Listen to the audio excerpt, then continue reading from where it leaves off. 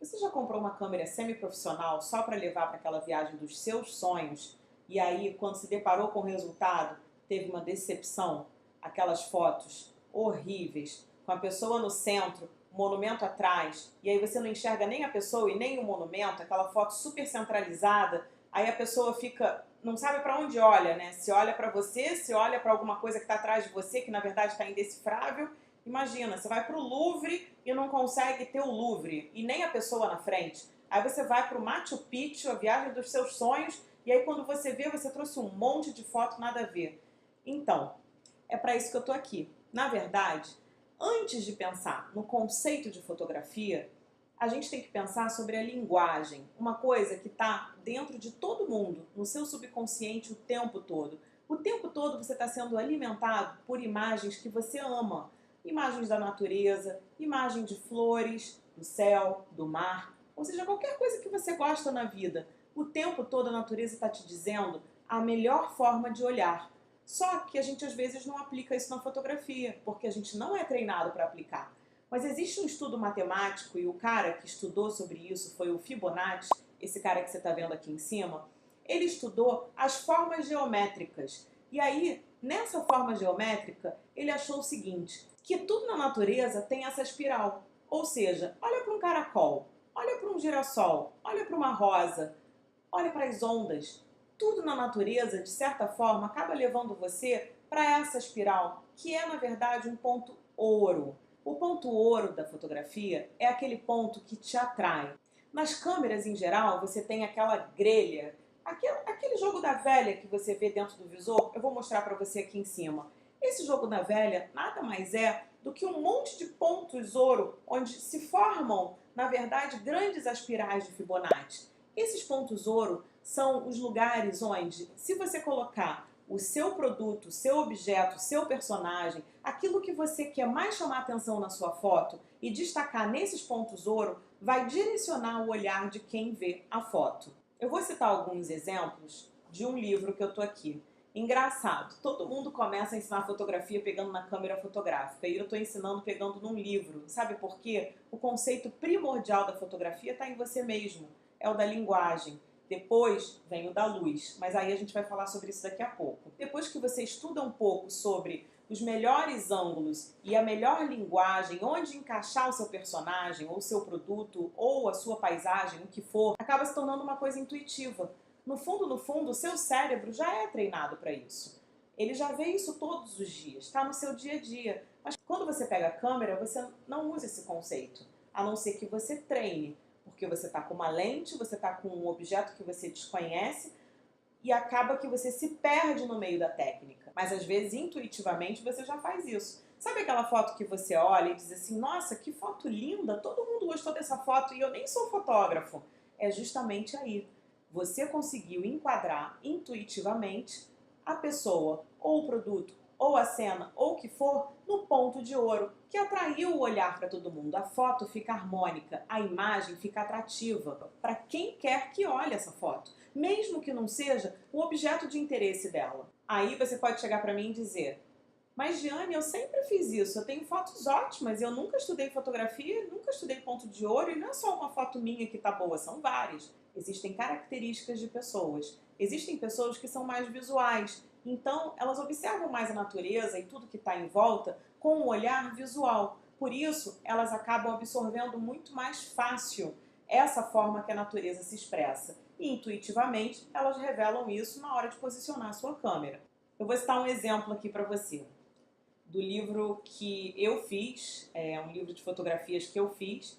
Em muitos momentos eu tinha que fotografar muito rápido, não tinha tempo. Então, nessa foto, eu entrei na mesquita e vi essa cena. A personagem, ela está no canto direito da foto. Como o nosso olhar é ocidental, ele é treinado para olhar da esquerda para a direita. Você começa a acompanhar da esquerda para a direita e você vai direto para a personagem. Combinando toda a linguagem dessa imagem, o que você vê? Você vê um conjunto harmônico onde o seu olhar termina exatamente no personagem que eu queria mostrar. Ok, não mostra o rosto, mas nesse caso eu não queria mostrar o rosto da personagem, eu queria mostrar realmente a cultura dela, como ela estava vestida. E a forma que ela está vestida me mostra muito sobre o lugar onde eu estou. Quer dizer, a imagem acaba conversando com você por si só. Todos os elementos que estão ali, você acaba passando o olhar por eles até chegar no meu ponto de ouro, que é no final da imagem, onde eu quero dar o ponto final, onde eu quero explicar toda a informação.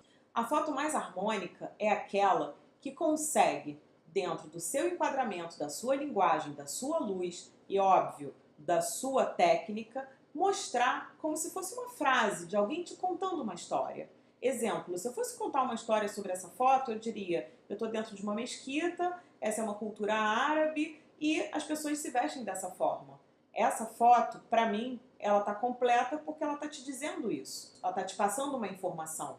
A gente não está falando aqui sobre fotos conceituais. Não estamos falando sobre fotos que você faz alguma coisa mais abstrata. Eu estou falando sobre foto informativa.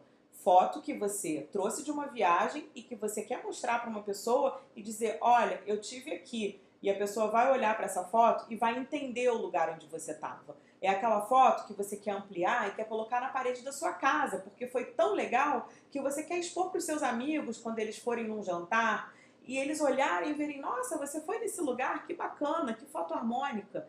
É sobre essa foto que eu estou falando. E eu tenho um exemplo aqui bem atrás de mim, que na verdade é a capa do livro. Essa foto aqui foi escolhida como a capa do livro porque, de fato, ela resumiu tudo que eu queria falar nesse livro. O nome é Caminhos de Dubai. Tem um homem caminhando no deserto. O que é o deserto? O deserto já diz que é um lugar quente, que é um lugar com uma areia vermelha, é um lugar que tem um tom quente, né? A foto ela é quente. E as roupas, as vestimentas que ele tá, falam sobre a cultura dele. E o caminhar dele de costas tá falando para mim alguma coisa, uma coisa sobre o infinito. É a linguagem que eu quis passar. Se você olha para essa foto, ela tá toda moldada para te dizer isso. Eu não estou dizendo que todo mundo vai entender dessa forma, gente, mas assim, o olhar que eu quis direcionar foi esse. Eu não vou dizer que o olhar é uma unanimidade, é óbvio que vão ter várias interpretações, mas a linguagem subjetiva que eu quis passar foi essa. E muita gente, quando olha para essa foto, diz exatamente isso. É uma pessoa indo no deserto, uma pessoa caminhando no deserto. E foi justamente o que eu fiz. Eu caminhei por Dubai. E o resumo disso foi o que eu mostrei nessas fotos. Bem, mas fotografia também não é só ângulo, não é só geometria, né? Fotografia é também desenhar com a luz. Além de você enquadrar bem a sua foto, você vai ter que pensar na luz. Se você não tiver uma boa luz, você não tem uma boa foto. Afinal, o termo fotografia é desenhar com a luz. Então, além de entender sobre o melhor enquadramento, você precisa entender o posicionamento da luz. Muita gente fala para mim assim, vamos fazer uma foto ao meio-dia de um personagem? Na maioria das vezes, quando eu posso evitar uma foto no sol de meio-dia, eu evito. Por quê? O sol de meio-dia, você já viu que dá aquelas sombras aqui no seu olho e fica, parece uma marquise, uma coisa aqui que você não visualiza direito nem o rosto e nem nada, quer dizer, você acaba não tendo um bom resultado da sua imagem, a não ser que você tenha todo um jogo de luz artificial? Pois é. Só que a gente está falando aqui sobre a sua viagem, a gente está falando aqui sobre você que não é profissional, não tem intenção de ser profissional e quer negociar com os melhores ângulos e as melhores luzes que você tem. É claro que na sua viagem você não vai conseguir escolher não fotografar ao meio-dia. Muitas vezes você está passando por um lugar ao meio-dia. Também não estou dizendo que é impossível fotografar ao meio-dia. Eu estou dizendo para você que existem os melhores horários de luz e os melhores posicionamentos da luz. Eu costumo usar uma regrinha muito básica para quem é amador em fotografia e está num lugar de luz do dia e quer conseguir fazer uma foto a favor da luz. Muita gente nos cursos me pergunta, puxa, como é que eu vou saber que está a favor da luz? Gente, é muito simples. Você pega a sua mão e coloca assim. Se a luz está batendo aqui, você está a favor da luz. Se você coloca assim e a luz não está batendo aqui, você está contra a luz. É muito simples. Não significa que uma foto contra a luz vai sair ruim. Você pode ter a intenção de fazer uma foto contra a luz. Ou muitas vezes você consegue compensar a luz e conseguir ter algum registro naquele contra-luz. Vai depender muito da situação que você está. A gente vai mostrar alguns exemplos aqui mais adiante. Agora a gente só está falando sobre o comportamento da luz e a sua leitura de ângulo. Existem também lentes que distorcem as pessoas e lentes propícias ou não para você fotografar pessoas ou personagens. Isso a gente também vai falar mais à frente. Mas voltando a falar sobre a luz, gente, se você está numa luz de meio-dia, óbvio que o sol está a pino e a luz vai te recortar todo o rosto se você está fazendo fotos de pessoas. Se você está fazendo fotos de paisagem, essa luz também não vai ser a ideal, porque você vai ter muita área de sombra e muita área de sol recortado. Em dias nublados, é muito melhor o sol de meio-dia. Por quê? Você vai ter aquela luz meio ofuscada pelo nublado e você vai conseguir ter um certo equilíbrio entre a luz e sombra. Fora isso, eu aconselho você, quando você for fazer a sua viagem, aproveitar os horários do amanhecer até mais ou menos umas 11 horas da manhã e os horários após o almoço para você fazer as suas melhores fotos de paisagem e de pessoas. Nesse horário de meio-dia, aquele horário ali em que o sol está a pino, se for um lugar que tem muito sol, aproveita para fazer aquelas fotos mais gerais, onde não vai influenciar muito a área de luz e de sombra. E se é um lugar onde tem neve, onde tem frio, você nem vai precisar se preocupar muito com isso. Você vai ter que se preocupar mesmo em fazer uma compensação boa de luz para que a sua foto tenha um bom contraste. Ficam aqui algumas dicas para você sobre o comportamento da luz e dos ângulos na fotografia. Essas foram as nossas dicas de hoje e se você gostou, clica aqui, se inscreve, compartilha e acompanha o nosso canal que vão ter várias outras dicas para você. Na sombra não tem recorte. Porra, isso foi pum? Não. O que foi isso? Fui com o Rodolfo batendo na cadeira. O registro daquela viagem dos seus sonhos e quando você chegou, ficou completamente decepcionado com o resultado? Pois é, eu já dei muita aula para pessoas que acabaram, depois dessa decepção, acabaram resolvendo aprender um pouco sobre fotografia para...